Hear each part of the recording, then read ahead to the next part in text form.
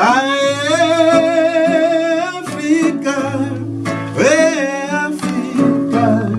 oh liberté. Africa,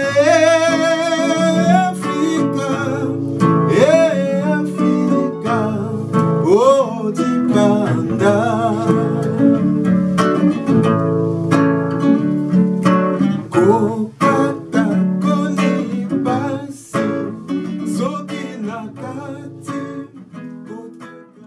Oui, bah,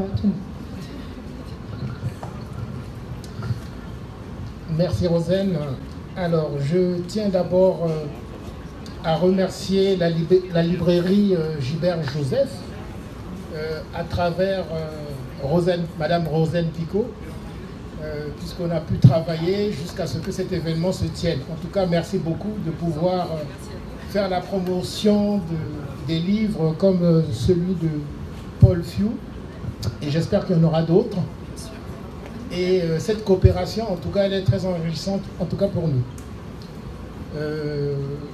Alors, moi, je vais juste introduire la deuxième partie de cet événement. C'est la partie qui continue l'esprit du livre, c'est-à-dire que parler de l'Afrique en lutte pour son indépendance, de cette Afrique aujourd'hui qui continue à se battre. Et pour cela, si vous suivez les informations, en tout cas dans le périmètre africain, partout sur le continent et en diaspora, on commémore la journée du 15 octobre. Le 15 octobre, c'est la date que le capitaine Thomas Sankara, président du Burkina Faso, a été assassiné. Et Thomas Sankara a été l'un des chefs d'État africains qui, de notre point de vue, avait tracé les grandes lignes pour cette lutte que nous menons jusqu'à aujourd'hui.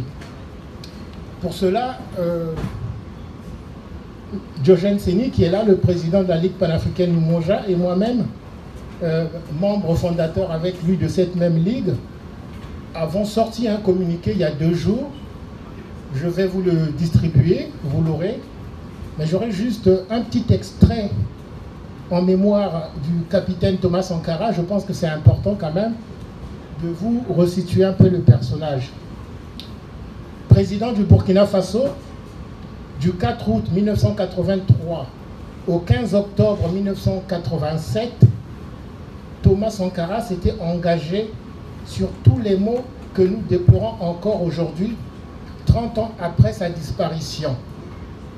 L'abolition inconditionnelle de la dette des pays pauvres et la fin du franc CFA. Le chantage environnemental des grandes puissances et le refus des multinationales de laisser l'Afrique s'industrialiser à sa manière. Le soutien à nos producteurs à travers une politique d'autosuffisance alimentaire. L'émancipation des femmes d'un patriarcat obsolète et le soutien à la jeunesse à travers une politique pour l'éducation, la santé et l'emploi. Le droit de peuple, notamment sahraouis, kanaks et palestiniens, à disposer d'eux-mêmes et de leurs ressources. Les luttes d'émancipation et de justice sociale et plus globalement la lutte contre le néocolonialisme et l'impérialisme qui sévissent à l'intérieur et à l'extérieur de nos États berlinois. Partout où ces enjeux ont un sens, le nom de Thomas Sankara est populaire et résonne dans les cœurs. Pour tout ce qu'il a impulsé en un temps très court, Thomas Sankara fait partie d'une précieuse lignée des figures historiques auxquelles nous devons rendre un hommage appuyé et conséquent. Ça, c'est un extrait du communiqué de la Ligue panafricaine Umoja que je vais vous distribuer. C'est pour vous montrer qu'en Afrique, il y a des hommes et des femmes qui se lèvent, qui se battent contre la dictature, contre les multinationales, pour donner un peu plus d'éducation, un peu plus de quoi manger aux populations. Ces hommes existent. Et nous, à la Ligue, nous travaillons dans ce sens-là. Donc je laisse la parole à Diogène Séni, président de la Ligue panafricaine Umoja, qui va vous entretenir sur le thème de démocratie aux ordres ou la reconquête de la souveraineté.